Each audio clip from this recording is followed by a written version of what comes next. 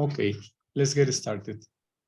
Okay. Ok, buenos días. Vamos a comenzar. Le vamos a pedir que tengan su pantalla así cerrada para mientras está la presentación del doctor Wallace.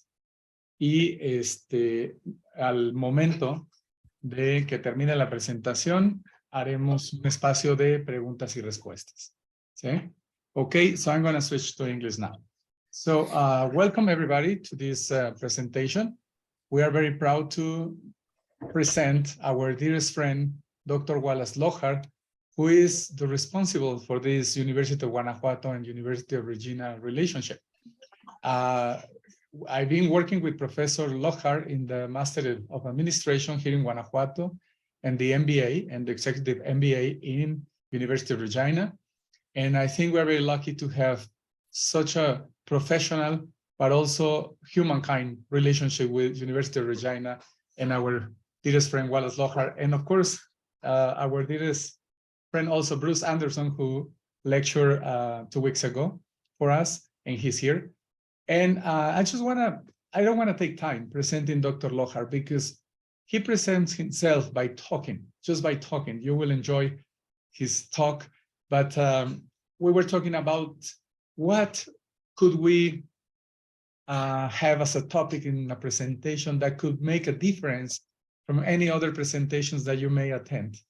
And we will be talking about a main issue on Indigenous people here in Canada. And as all of you might not be aware, the Indigenous policy in Canada is so different, and it's a very creative initiative that for Mexicans will be very attractive. But also, I want to mention, because I know his resume, he has been quite a high-quality professional at the university, but also he used to work for Notcom, the company that causes one of the main scandals in Canada, together with the main scandal in the United States, Enron.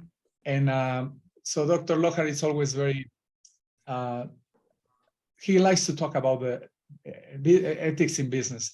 So with no further presentation, because I think we should use the time for enjoying his speech, I will pass the floor to Dr. Wallace Lockhart. Thank you, Dr. Wallace. Thank you very much, my dear friend, and welcome. Thank you. I'm so glad to be here. And you can tell from looking in my background where I am right now. I'm up on the hill overlooking Guanajuato right now. I've been there, for your students, I've been there 3 times. I love Guanajuato. I always love to come to visit, and I would be glad to come again someday. Everybody can hear me okay?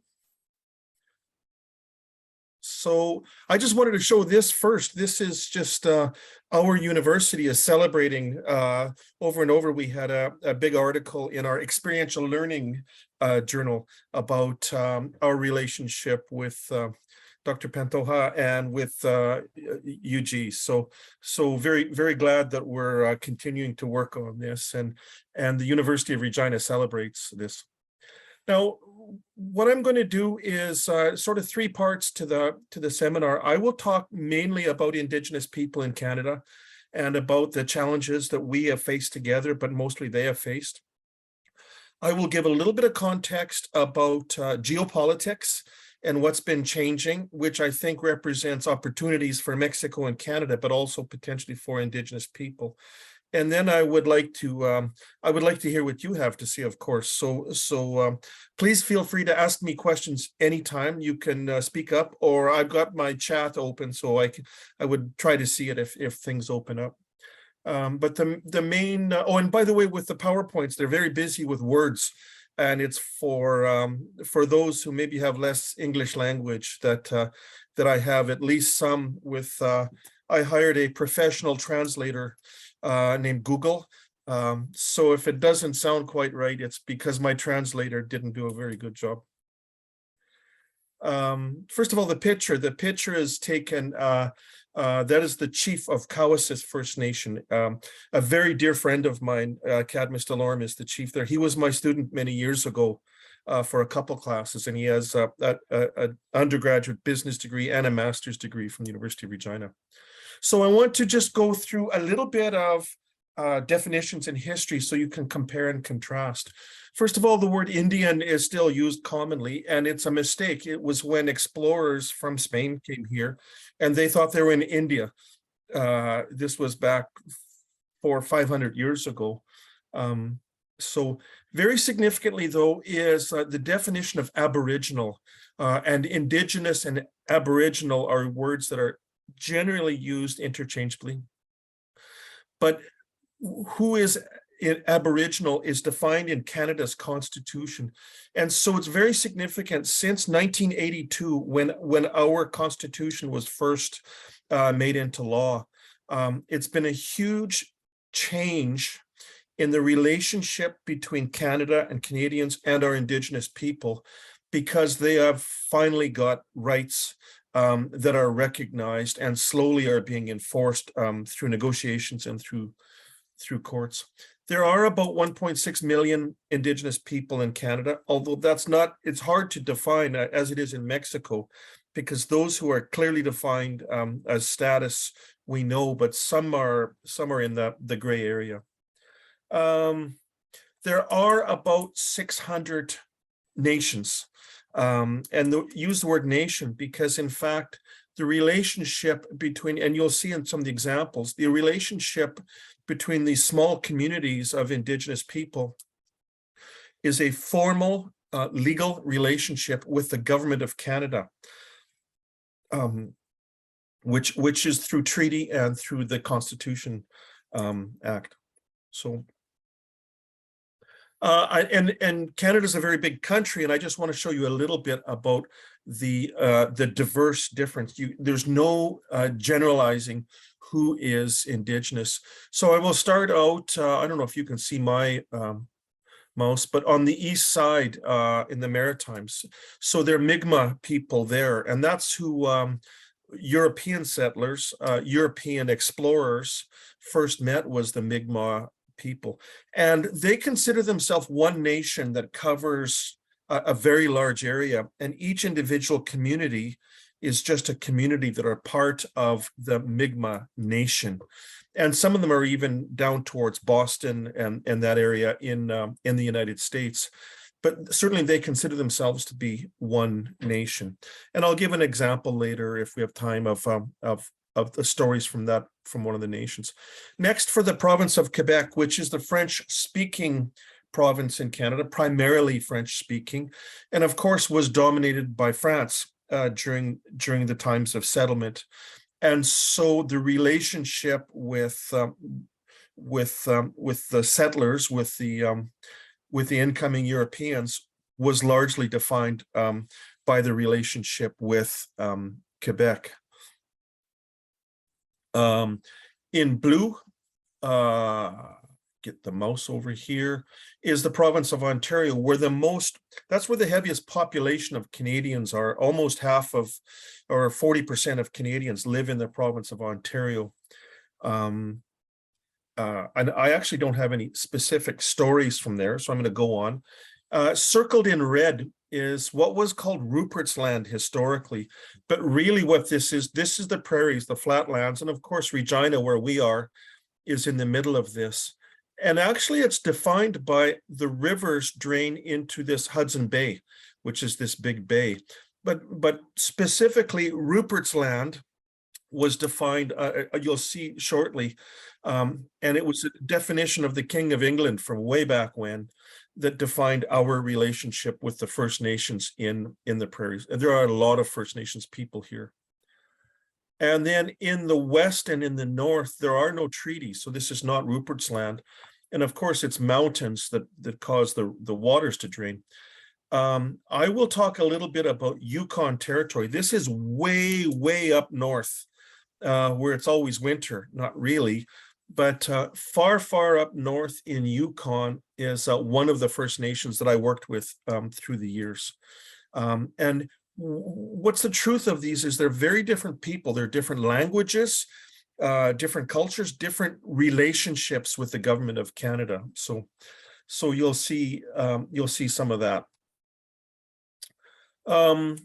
There are formal treaties signed between the government of Canada and First Nations in many areas, but not all of them. And if I go back, there are treaties, there are numbered treaties, or lettered treaties in Ontario, and there are numbered treaties in Saskatchewan. It's called Treaty 4 or Treaty 6 or Treaty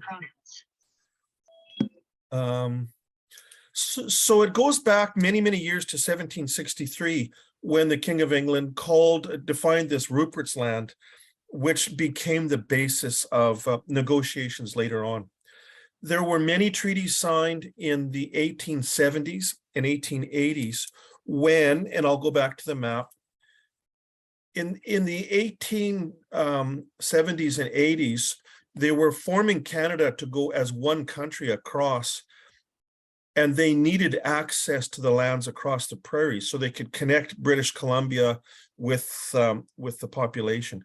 And so they had to enter into treaty agreements with the First Nations people that were there so they could have access to the land. And this is where there's a significant difference between England and its relationships with the Indigenous people compared to Spain, which was often much more brutal, with Spain dealing with Central and South America, because of course Spain dominated most of the Americas for so long that they were much more conquerors instead of negotiators. So despite the fact that there were nation-to-nation treaties with the First Nations, Canadian governments and Canadian churches were very abusive of Indigenous people, very much oppression, very much restricting rights of movement and basic human rights. There was policies of starvation in order to defeat them. So even though we looked like the good guys on paper, it was really quite horrible. And it's a shame of Canada today to see the way that Indigenous people were treated by churches, by governments, and by people. And in the blue at the bottom, you'll see, I just added one item that was not major to Canada, but it impacted Saskatchewan and Yukon. And it's significant in terms of Indigenous people developing their economies.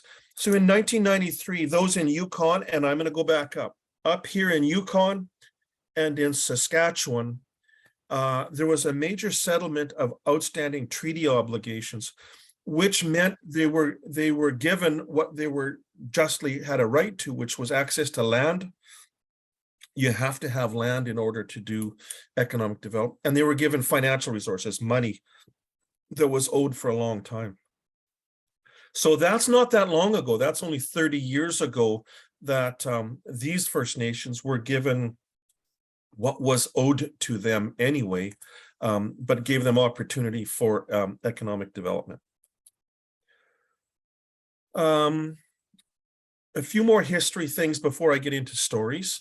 We had in Canada a Truth and Reconciliation Commission over the last decade. They did their final report 7 years ago.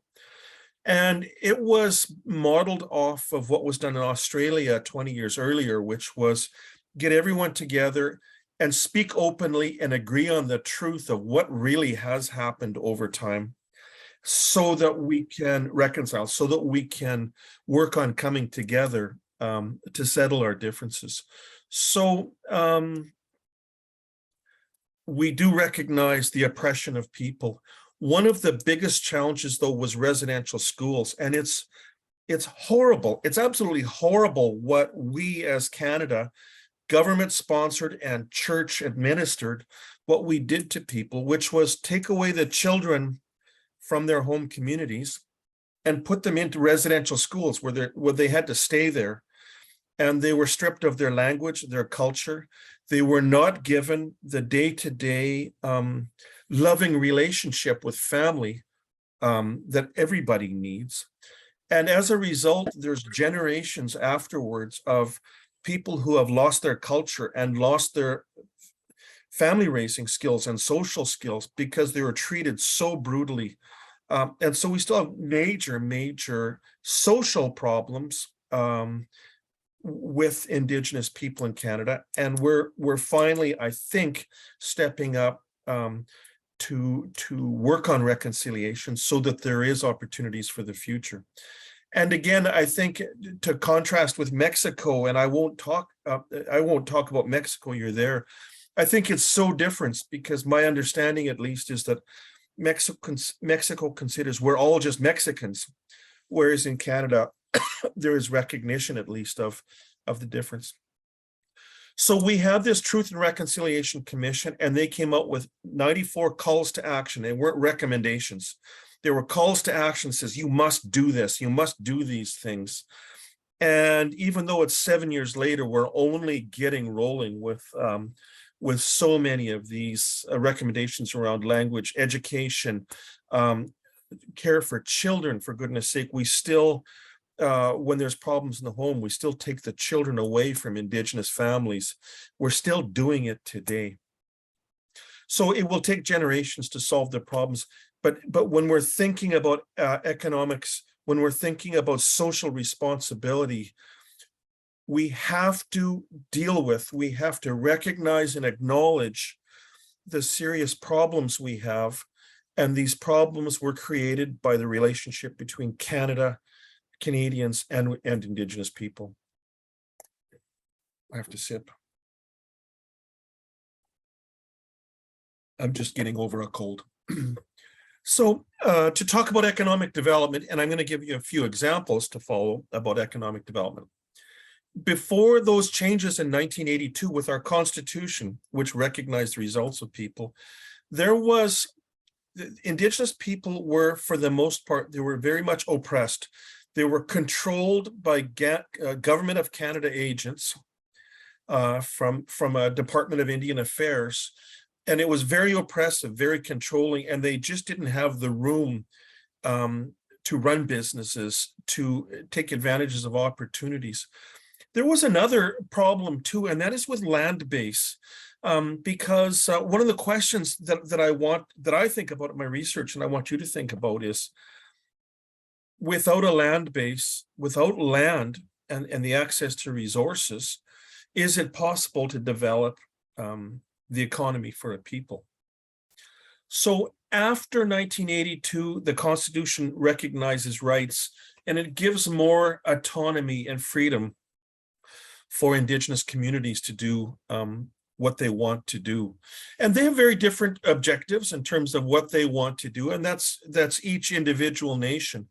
I love the stories that I've learned across the country about what are their priorities. And it's not, it's usually not focused on money. I need to do this so I can be looking at you and looking at my notes. Certainly, loss of language, loss of culture is a priority, so that First Nations can retain and regain their cultural history. So there's many questions around what is the role for a government, for a First Nations government. You will see in the examples that many of the nations, and they are called nations, and they have a nation-to-nation relationship with Canada. Many of them are only a few hundred people or a few thousand people, and yet they're considered a nation in their relationship with Canada. I just leave this up. This is a little bit old news, but there are still lots of problems in the relationship between Canada, Canadian businesses, Canadian people, and Indigenous people. And I think, honestly, the worst that you'll see is often rising up in our home province of Saskatchewan and Alberta, where there is still conflict and not a healthy relationship between Indigenous people and non-Indigenous people. So the few stories I'm going to go through are going to be from different areas, and I'm going to just give you a little bit. Up in the Yukon, this entire area, which is a huge area, there are 40,000 people. The same area in Mexico comparison, there would probably be 20 or 30 million people, but this is far up in the north and there are not very many people there. So I'll tell you one story from up there. I'll give you a story from British Columbia, from close to close to Vancouver, and it's Osoyoos. And remember from my earlier map, there was no original treaty 100 years ago with these First Nations. So their stories are based on modern treaty, modern relationship with Canada. Whereas in the prairies, with the stories I'll show you, there were treaties from long ago, and that's a foundation. And then I'll just talk a little bit about the Eastern First Nations, where their stories are success in developing their economies without very much land. They found other ways without a large land base. I'll skip by this and go to the stories. So Nacho Dun is up in the north. That's the one that's far, far north. And what I want you to see about them, they only have less than 500 community band members. So it's a very, very small group. And in fact, in the small town they live in, it looks just like a town in the middle of the mountains. And there's about 400 people there that all live together. Some of them are First Nation and others are just people who live there. But in 1993, what's significant to share with you is the amount of land. Now, up in Yukon, it's all mountains and forest. It's very rugged land. There's minerals for mining, but it's not very, very habitable for people. And in 1993, and there was no treaty before. I want to be careful with the words. The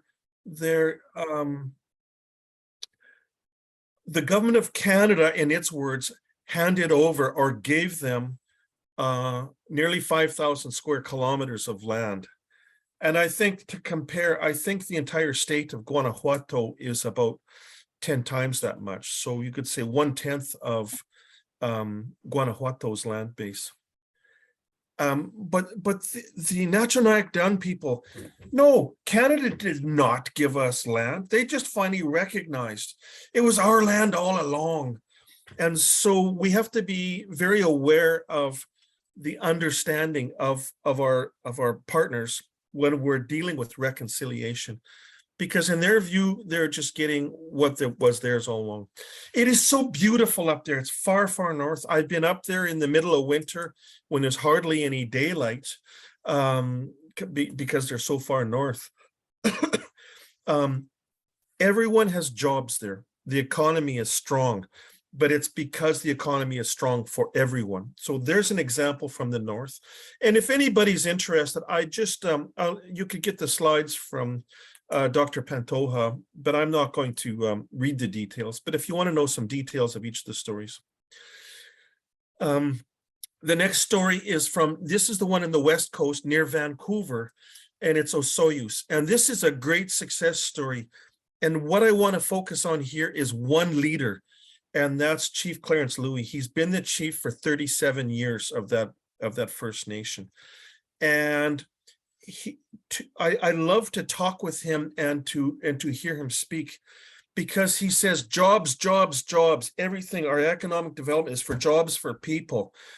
But you can see in his actions that the culture and the well-being and the dignity and the pride of his people is what he's all about.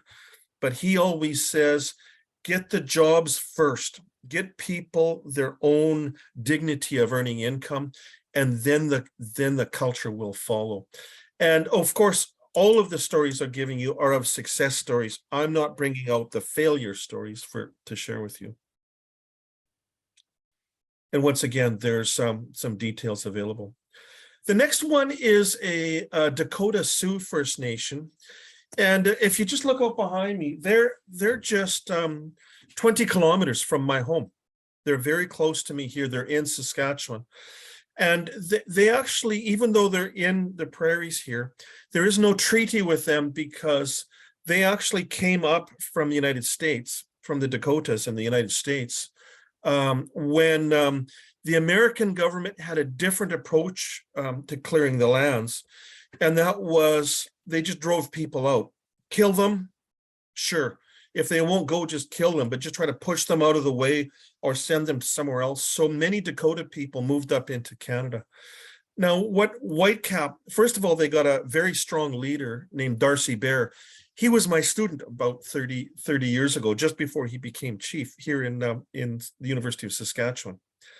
And they have had fantastic success because they work with partners.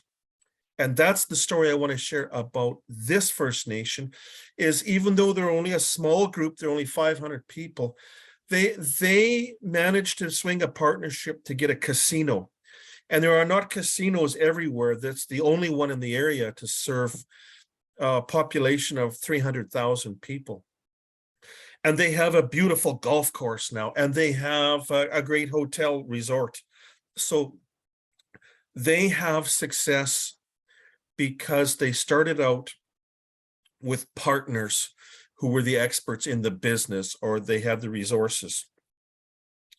And so that's my theme to them, at least, is working with partners to make things happen. And certainly there was always strong community support for their projects. My favorite story is Cowasis. This is a picture I had up earlier, and their chief is Cadmus Delorum. He was my student. He is actually on the board of governors of our university, and he is recognized across Saskatchewan as one of our most outstanding leaders overall, not just an Indigenous leader, but a leader of people. And in fact, that picture was taken at the Cowasis powwow.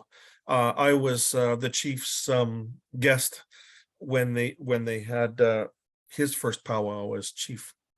They have been very successful with businesses, with developing relationships with governments and other business, but their future success will be from farming and from agriculture. They have in 1993, 20,000 hectares or 50,000 acres, but they now have over 100,000 acres of land, which is huge. That's a lot of land. And they are gradually transferring from renting out the land and just being a passive owner to running the business themselves. So they are using their land base to run businesses themselves.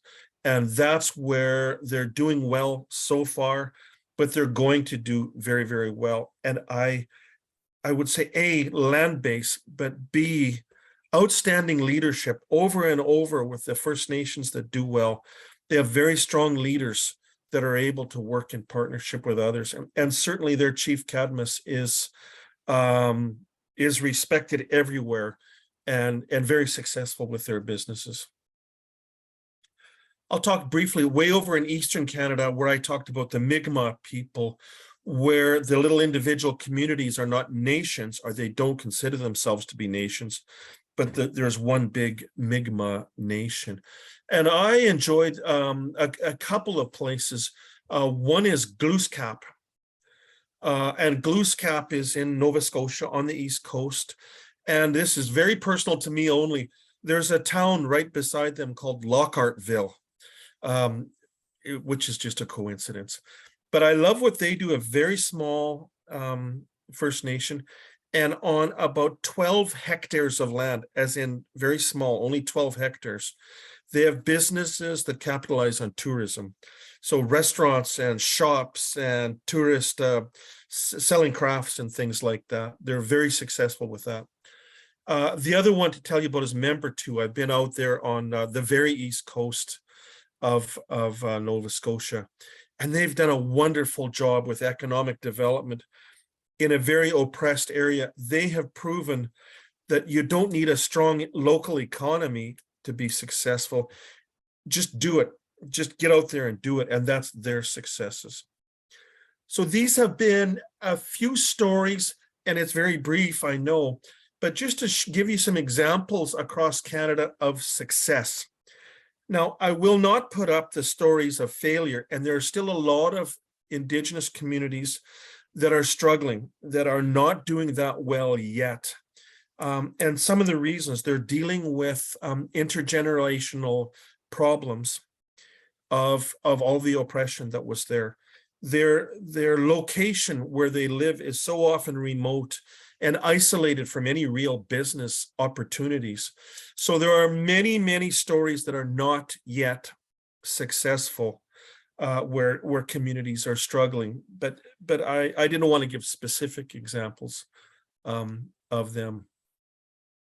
I will ask you, and your professor will ask you to do some of your thoughts, but I just wanted to tie to ethics and social responsibility with these stores.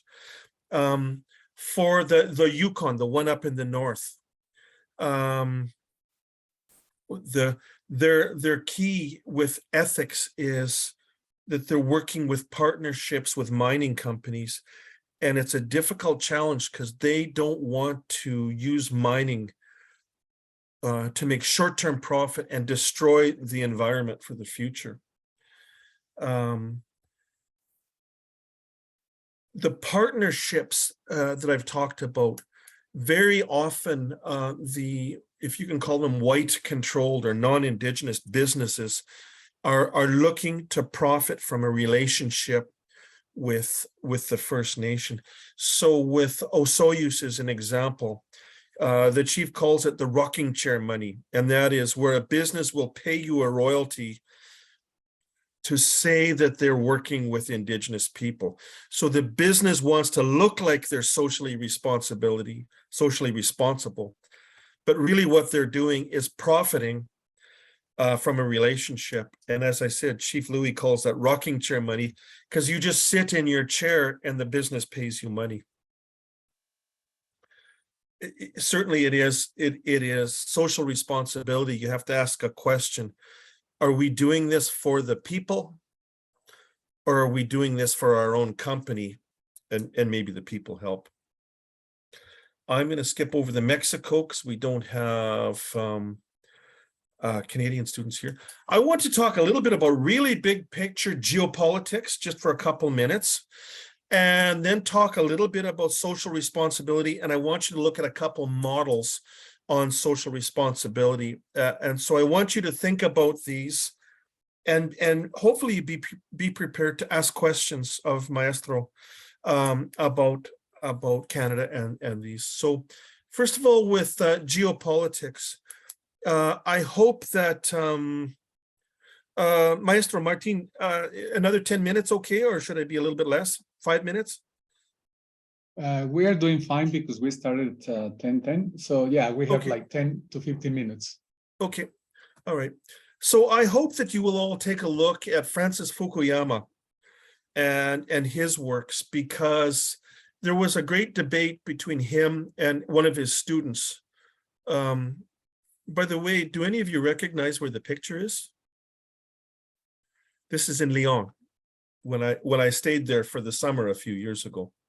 So Francis Fukuyama talked about the end of history, and really what he meant was the end of the Cold War, when the Soviet Union collapsed and they took down the Great Berlin Wall. He said, we're all good now. The world is fine because we have liberal democracy, and there's no challenges that are going to stand in the way. We're going to have a stable world.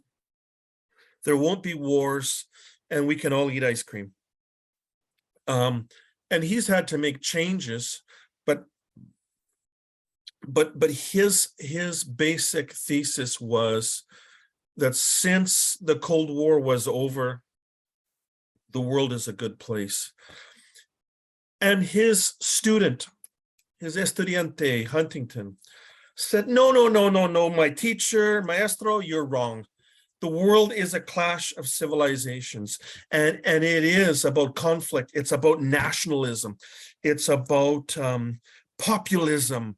And if you could, this was 1993. Donald Trump was not in politics yet, but he was describing what the politics of Donald Trump.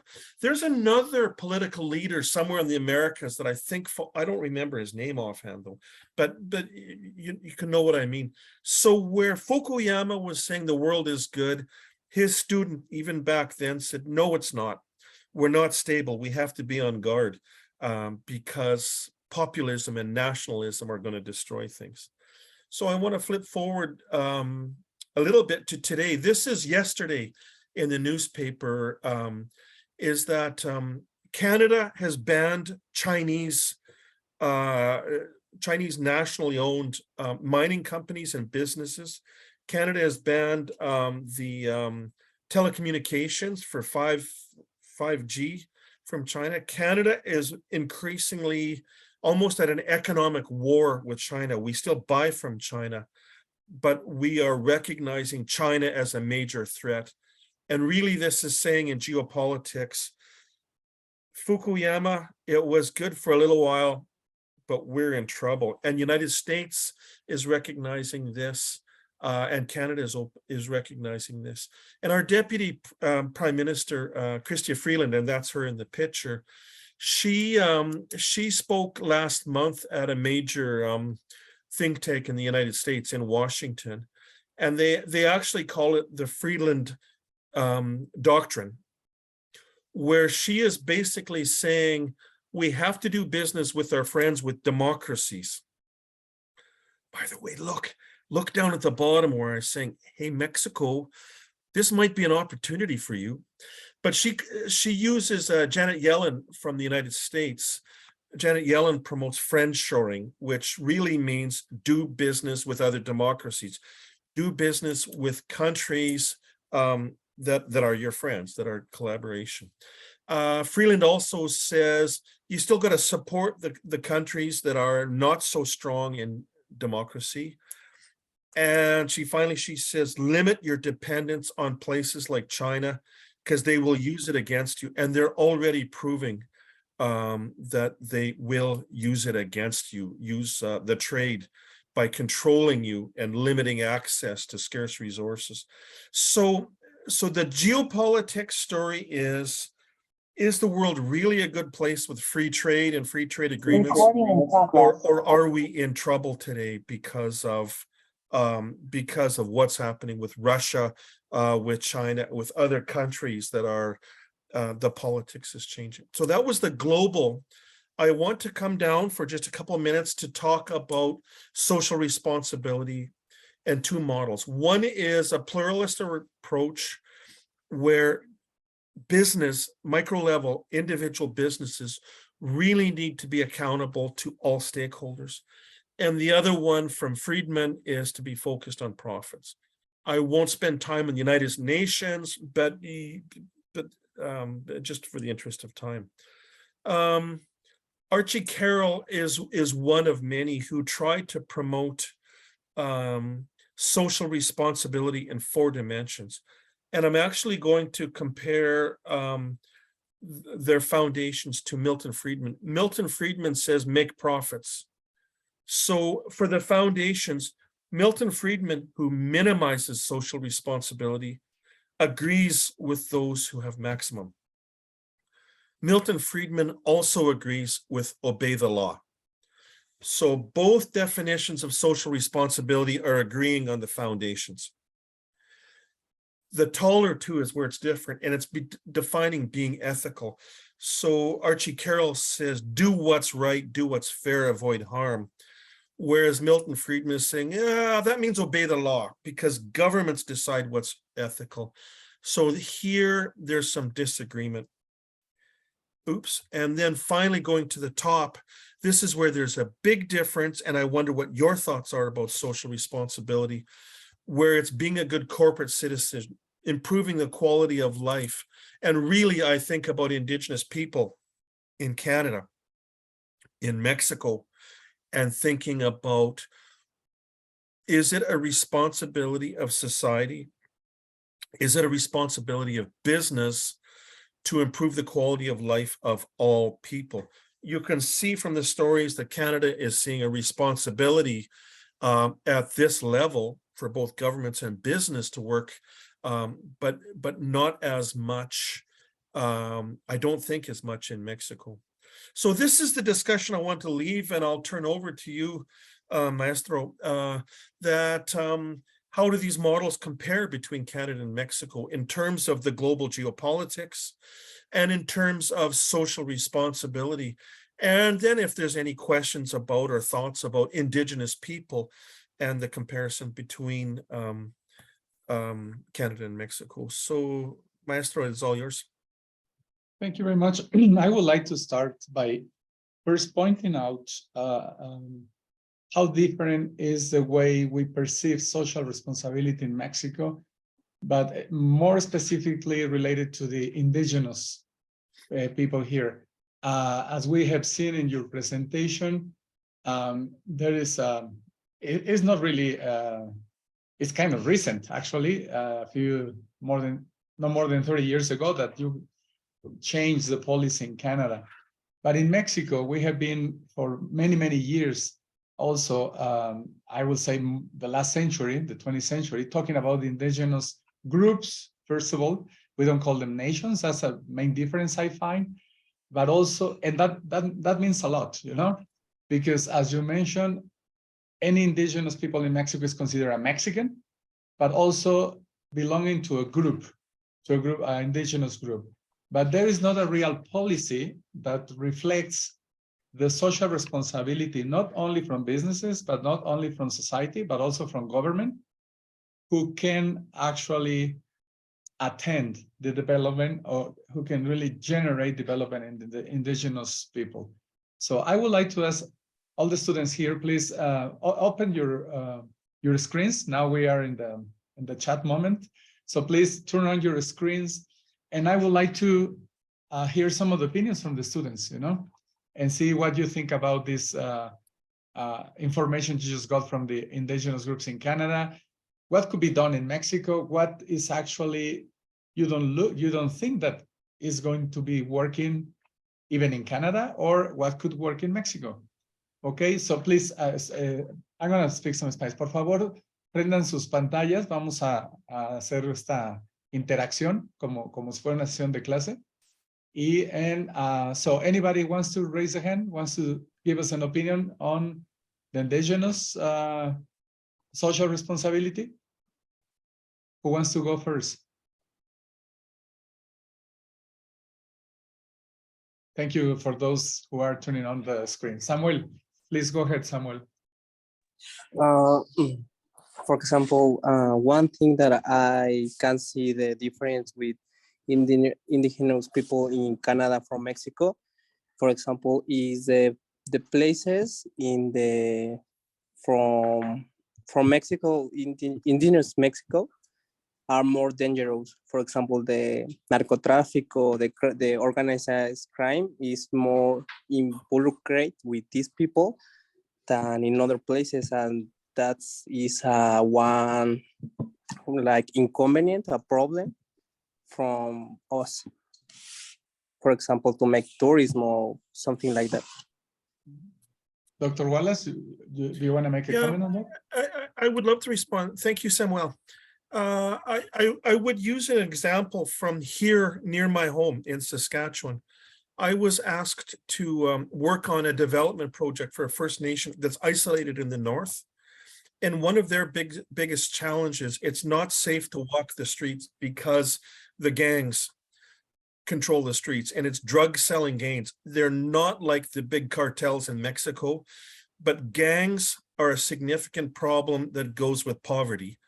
And certainly many of the First Nations in Saskatchewan and First Nations people are, I guess it's inevitable with poverty, with challenges, that gangs will move in where there's an opportunity. So I think that there is some similarities there.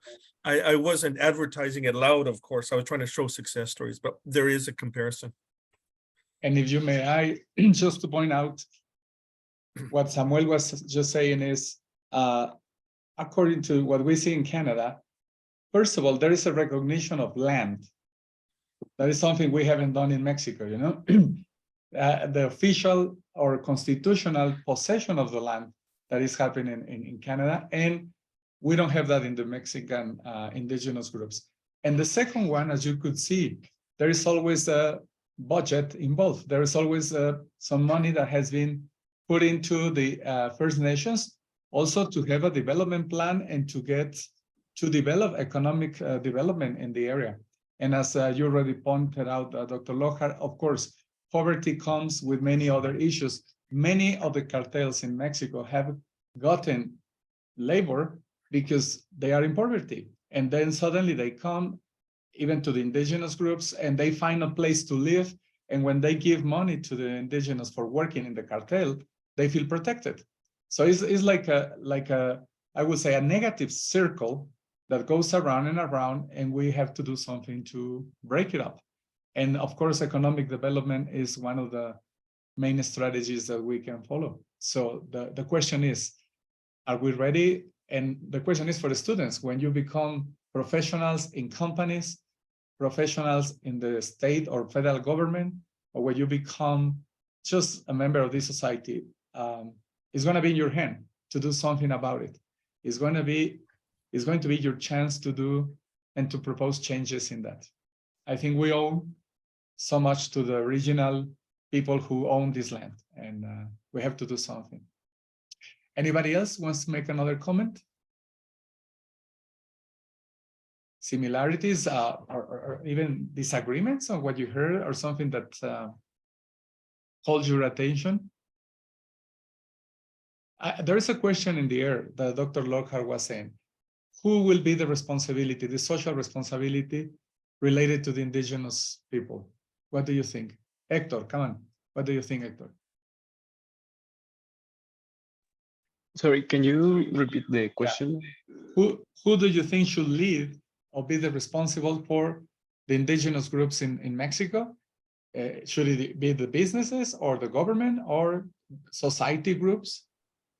Well, I think that the government should lead the strategy, but also it needs a lot of support from other groups like the businesses or the society. But I think that the first one that have to do something is the government.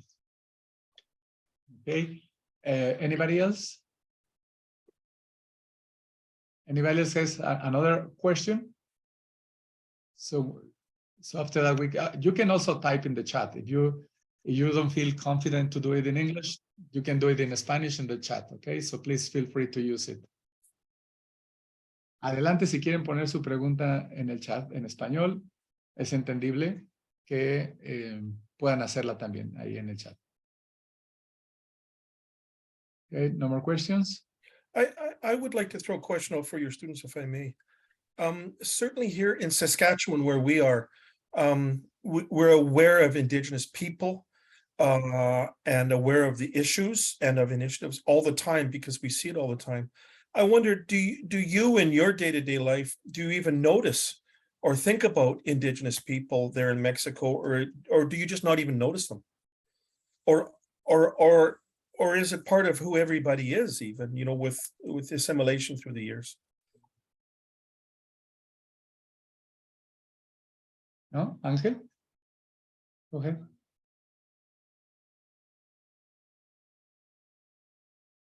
Sorry, I think it's the indigenous people are not very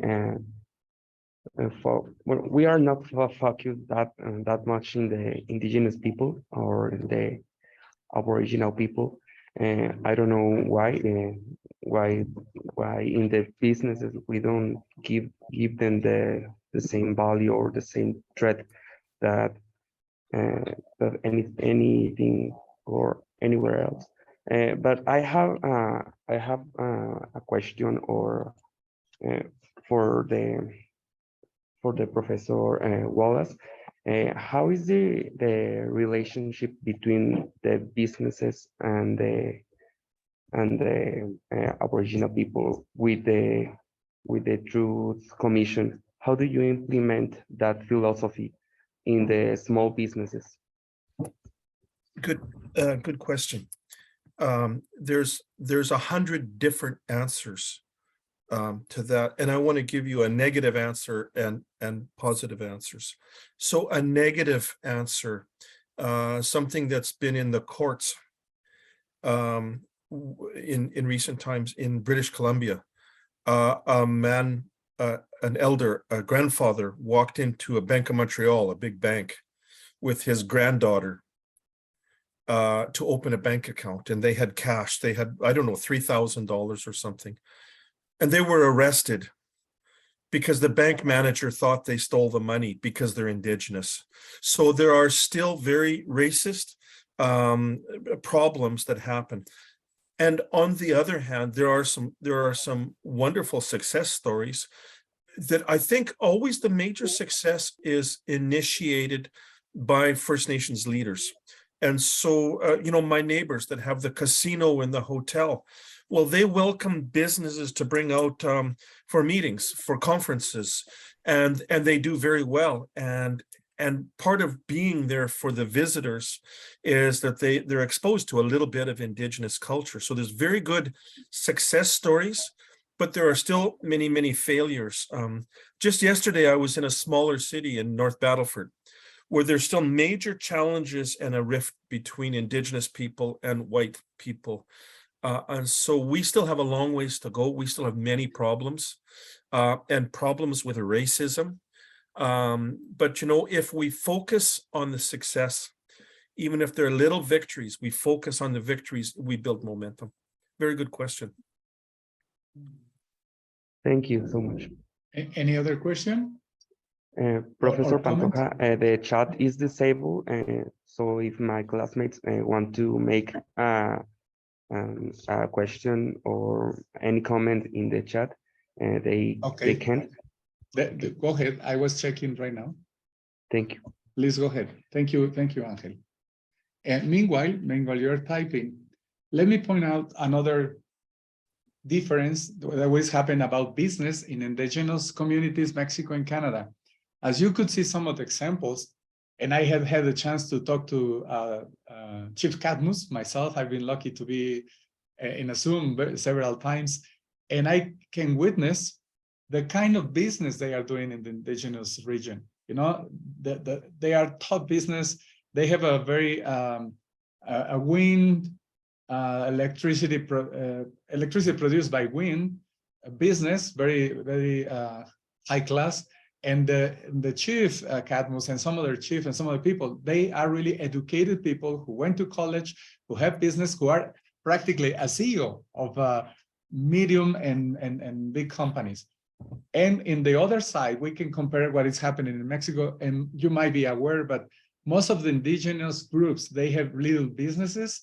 Most of them are micro businesses, and they are not really developing because Samuel already mentioned that, normally they do tourism businesses in indigenous, but they have this problem with security and they are going down, and then the COVID also stopped them. And they produce also organic products like coffee and jams and stuff, but still we don't see a economic development as in the indigenous business in Mexico to become a competitive business in the business world. So that's also something that is happening in Canada, and I think it's a big difference. I think it's a great comparison. Cadmus is like the CEO of a business, but he's also the elected leader. And usually there's problems when government tries to run business. Like, think of what a disaster it would be if, I don't know, if a government was to run an oil company in the gas stations. Think of all the problems that would come up. Canada tried to do that long ago, and it was a disaster when the government tried to run the oil company and the gas stations and all that. So that's my example from Canada only, of course. I'm sorry to share with you, my dear friend, that in Mexico, some of the things seems to be moving again backwards into I have no idea. I had no idea that Pemex was owned by the government. and not just Pemex, the new Pemex and some other projects, but the electricity, yeah. That should be a deep talk for the next conference. For another day. Yeah. Well, maybe I'll come to Guanajuato, okay, and so I can meet the students in person. That would be good. Yeah, I think we can talk about maybe January, February. If we have Dr. Lohar, we will invite everybody to be in a face-to-face presentation. Okay. So is there any other question? I don't get anything in the chat. Is there anybody sending in the chat? I already opened all the settings. Well, if there is not any other comment, would you like to do a wrap up, my dear friend? Very, very briefly, it's just to say, estudiantes, gracias, thank you. I'm glad to have a chance to talk with you a little bit. It does work so much better if I'm there in person and I can learn a little bit from you. And when I'm there in person, I do speak less and ask you more questions. So perhaps we could meet again, we could meet face to face in the winter. I'm glad to share a little bit about Canada with you, and I hope it gives you a little bit of understanding. And Maestro has the slide deck, and please feel free if people want a copy of it, they can take it. Okay. Well, thank you very much to Dr. Wallace Lohar. Let's give him a clap. I know that so you can open the microphone if you want. Thank you very much for your presentation. And I think that this collaboration between University of Guanajuato and University of Regina will keep growing. Thank you to great leaders like Dr. Lohar. And also I want to acknowledge that Professor Bruce Anderson is also here sharing with us some time, and having these wonderful partners in the TEMEC area, as we are moving forward, and hopefully we will get the TEMEC well developed. It has had some bumps, it has had some problems in the road, but hopefully we can improve more the relationship between Canada and Mexico, not just economics, but also culturally, socially, because we have so much to give each other in our countries. And as you can see, Dr. Lohar, he has a picture of Guanajuato in the back. So that shows the willingness to be intercultural and to also create what we have been discussing, the empathy, the emotional and cognitive empathy that we require so much in our government, businesses, society. So thank you very much. And for the students, I'm going to make a little announcement in Spanish. Ya está el link ahí para que se registren y puedan yo turnar el registro de asistencia para sus unidades de participación. ¿Okay? Y los alumnos del curso de International Strategies for Business Development, nos veríamos 11:30 en el aula. Okay, so thank you very much again, Dr. Lohar, Professor Anderson. Thank you, students, for being here, and we hope to see you in the next one. Thank you very much.